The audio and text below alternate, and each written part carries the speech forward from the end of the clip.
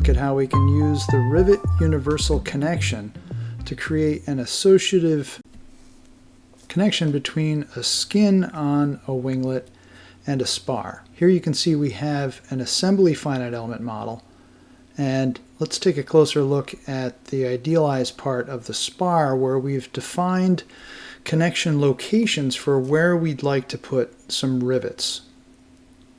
Here you can see we've got a point set that defines where those connections are and how many there are along a curve. And those values for the number of points as well as offsets on either end are controlled by expressions. And we'll use those expressions later to drive an update to the number of rivets. So let's go back to the assembly finite element model. And before we create our associative connections, to ensure that we are able to respond to the number of points, let's say if we were to add points as well as subtract points, what we'll do is we'll create a selection recipe to collect all of the points in our model using a wildcard for a name with an attribute selection recipe. Now if we select the contents, we'll see that we have more than 12 points in the queue line, and that's because there is one additional point at the origin with our datum coordinate system. And you'll see that when we go to create our Rivet universal connection that it will fail on one of the points, and that's fine. So here we could inherit the rivets from an X-join if we had created them there, but since we created them in the idealized part, we'll continue on to selecting our flanges on the skin for flange 2 and the spar for flange 1, and then we can select our points using the selection recipe that we just created for rivet points.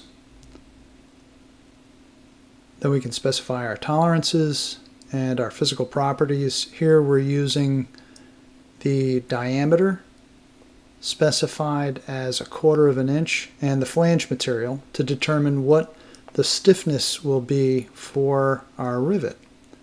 And then we have some options for how we can realize that rivet connection, and here we'll select a C-bush with RBE2 spiders. Alright, so let's see how that now has been realized. We'll see that we've got some C-bush elements that span between the spar and the skin, and that is in the normal direction between the faces. And then we also have some RBE2 spiders that spider out to the nodes of the element that the end of the C-bush intersects.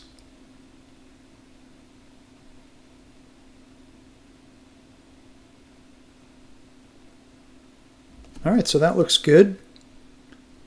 Now, where do the physical properties end up? Well, usually you'd think that they would be in the mesh collector, but you can see that it's empty for the C-bush property. So it's actually in the element associated data. So here we can take a look at what that looks like. First, we can show the element associated data to see what coordinate system is associated with that C-bush, and you can see how the x-axis is along the axis of the C-bush, and y and z would be the shear directions. And we can also take a look at a listing of that element associated data to see what physical properties contain those stiffnesses. So here we can see it's in P-bush 16 for that C-bush, P-bush 15 for the other one, and 14. So here we can look at those in our physical property table listing, and we can see those stiffness values.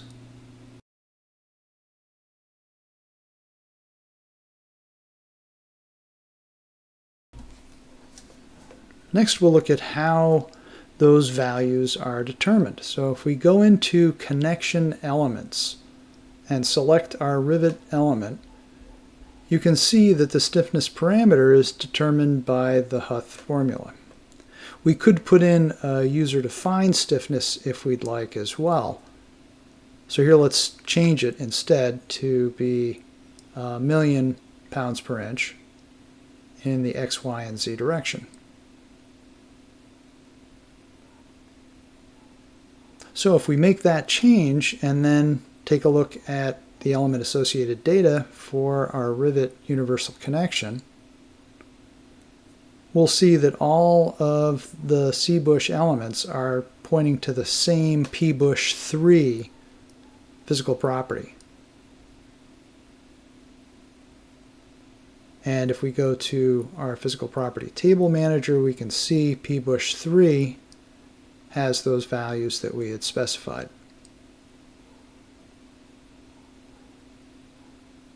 All right, so now that we've got our connections and we understand where the stiffnesses come from, let's go ahead and make a CAD change.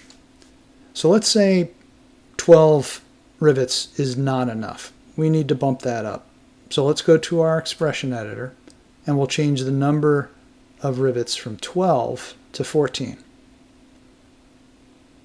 So here you can see now we have 14 points along that curve.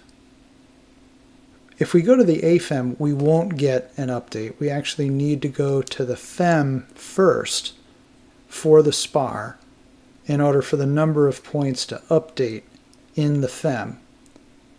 And once that's updated, now we can go to the assembly finite element model and we'll have an update pending. So let's go ahead and take that update. Let's take a look at the number of rivets first. You can see it's 12 before we update and now it's 14 after we've updated. And you can also see above that one of the 15 points that was in the selection recipe has failed. That's the one at the origin, and that's fine. All right, so there you can see the CBush and the Rivet spiders as well with the RBE2 spiders, and that's how to create a Rivet universal connection between a Winglet skin and a Spar.